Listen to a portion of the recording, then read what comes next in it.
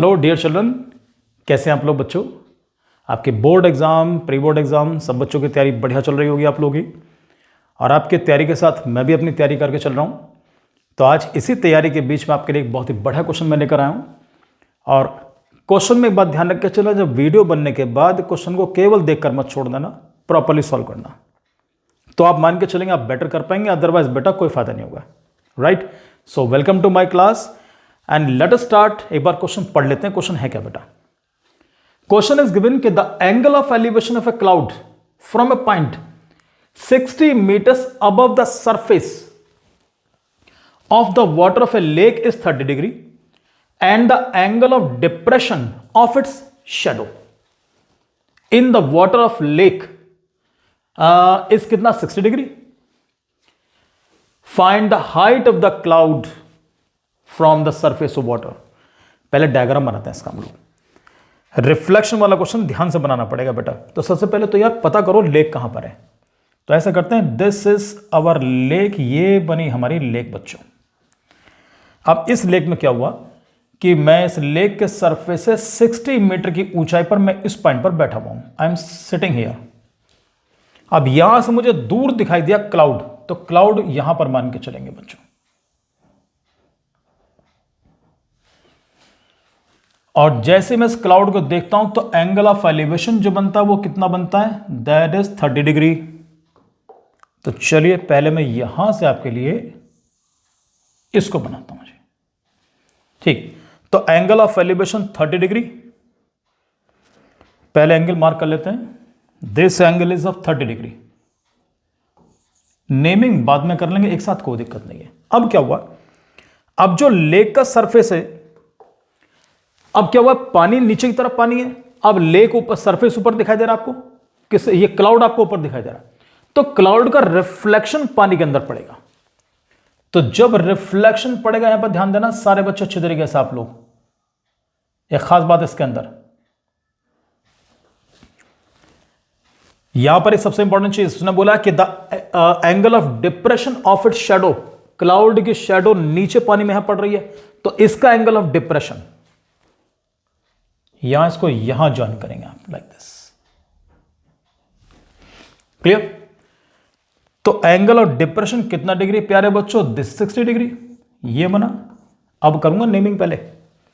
This is point A, this is point B, this is C, C for cloud.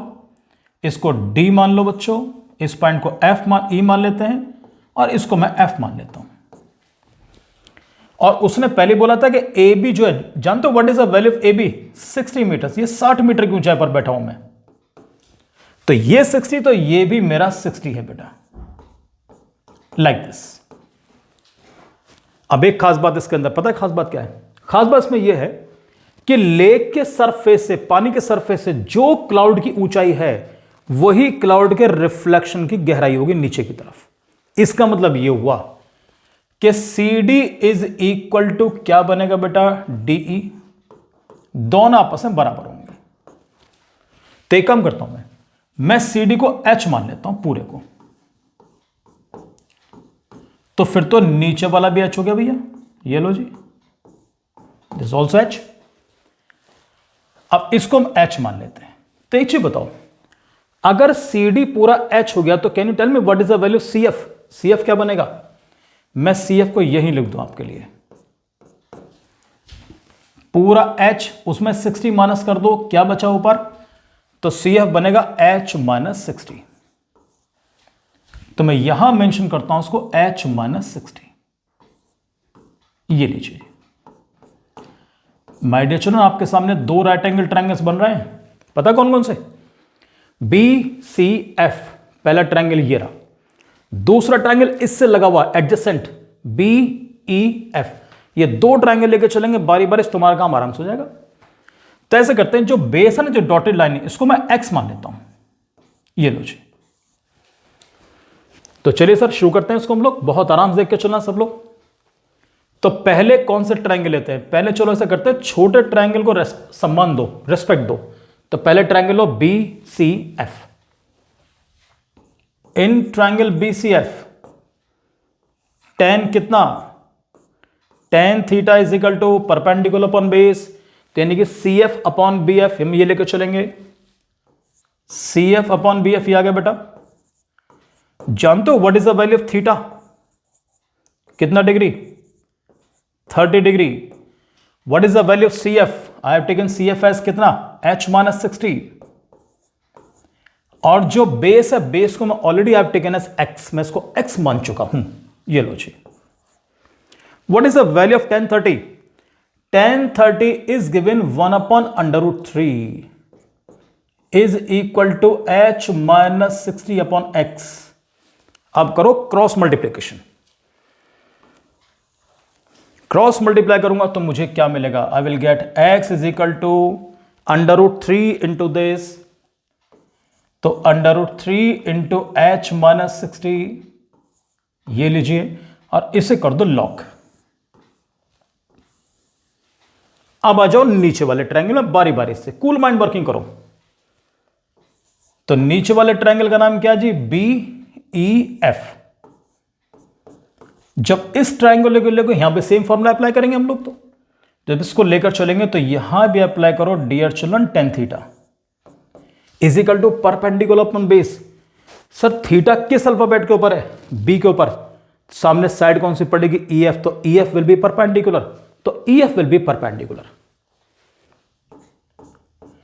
तो EF upon and what should be the base, that is BF, वही पहले वाला, क्योंकि वो common base है।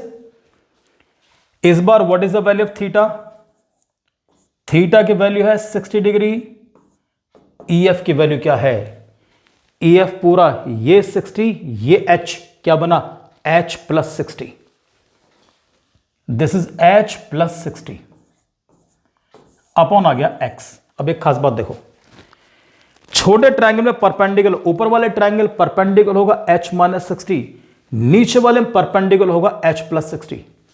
अगर ये आपको दिया है 50, तो पहले वाले का परपेंडिकुलर H माइनस 50 और दूसरे का परपेंडिकुलर H प्लस 50, दिक्कत ही नहीं पड़ने की। एग्जाम्पल एक और, अगर उसने कहा ये 100 मीटर्स है, तो दिस बिकम्स H माइनस 100 और this becomes H plus 100। Enjoy करो। What is the value of 1060? It's root 3 is equal to h plus 60 upon x। क्या हम क्रॉस मल्टीप्लाई कर सकते हैं? कर सकते हैं। क्रॉस मल्टीप्लाई करूंगा तो I will get x under root 3 is equal to h plus 60। इसे मैं नेक्स्ट पेज पर करूंगा। डायग्राम मैंने पहले बना रखा था आपके लिए, एक बार देख लो क्रॉस मल्टीप्लाई किससे कर रहे हैं आप लोग। x अंडर रूट 3, तो x under root 3 is equal to h plus 60। क्या आपको मालूम है what is the value of x? हमारे x की वैल्यू हमने क्या निकाली थी? x की वैल्यू क्या लिखी है? Root 3 into h minus 60। इसे पुट करो बच्चों, under root 3 into h minus 60, और ये वाला अंडर रूट 3 तुम्हारा as it is equal to h plus 60। ये आ गया बेटा। सबसे पहले रूट 3 और रूट 3 के मल्टीप्लाई करो। What is root 3 into root 3? It's 3। ये क्या बन गया? h minus 60 is equal to h plus 60। Bracket खोलो जी, क्या मिला? 3h। What is 3 into 60? It's 180। h plus कितना? 60। सर 180 का बोरिया बिस्तरा यहां पे और 60 को उठा के यहां लाओ बच्चों। सब लोग सॉरी 60 को नहीं, रियली सॉरी, h को लाएंगे उठा के हम लोग, h को। ये 60 कहने जा, 60 तो यहीं बैठा रहेगा। तो मालूम है क्या बना? 3h minus h is equal to 60 plus 180 पहुंच गया इस तरफ, 180 यूं आया तो ये बन गया positive. Sorry it's 180, it's not 120, this is 180। What is 3h minus h? It's 2h is equal to 180 plus 60. It's 240. h की वैल्यू सोच के बताओ क्या मिली? 240 अपॉन 2। h का आंसर क्या मिल गया? 2 से 240 डिवाइड करो, क्या मिलेगा बेटा? इट्स 120। इसका मतलब ये हुआ सॉरी बच्चों, it means the height of the cloud from the surface of the lake, surface the water बच्चों कितना, इट्स 120 मीटर्स। कुछ लोग ऐसा करते हैं इसको h मान लेते हैं, ठीक, उसमें फिर आपकी कैलकुलेशन थोड़ी सी लेंदी हो जाएंगी। तो बेटर है कि आप इस पूरे को h एज्यूम करें, आपको क्वेश्चन करने में कभी डिफिकल्टी नहीं आएगी। इस पर बेस्ड दूसरे क्वेश्चन भी आपको बुक के अंदर मिलेंगे, उनकी प्रैक्टिस भी आप साथ साथ करके चलना आप लोग, right children. So well, thank you very much and God bless you. एक बार पूरी वर्किंग देख लो, इस पेज को नोट करना, पहले इस पेज को नोट करो, राइट, और इस पेज को नोट करने के बाद अब तुम ये वाला पेज नोट करो, और लास्ट में एक चीज जरूर लिख देना, क्या पता है, therefore the required height of the cloud, the required